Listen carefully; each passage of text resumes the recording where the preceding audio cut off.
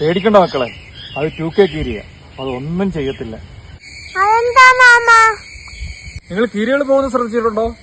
Road cross ചെയ്ത് അങ്ങോട്ട് പോകുന്നതും കാണാം, ഇങ്ങോട്ട് വരുന്നതും കാണാം. അവസാനം വണ്ടി കയറി ചാവുന്നത്. പിന്നെന്തിനാ അവരെ പേടിക്കുന്നത്? പക്ഷെ നമ്മൾ പേടിക്കേണ്ട ഒരാളും, അവനാണ് ചെമ്പോത്ത്.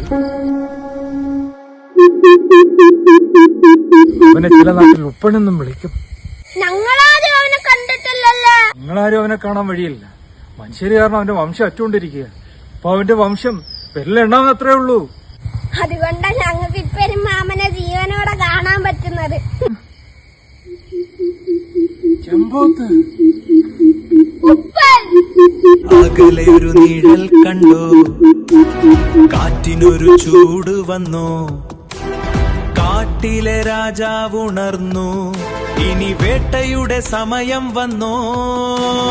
ഹേയ് വഴി മാറി നിൽക്ക് പാമ്പേ, ചെമ്പോത്ത് വരുന്നു മുന്നേ, കൊത്തിയാൽ പിന്നെ രക്ഷയില്ല, കാട്ടിൻ നിയമമതാണ്.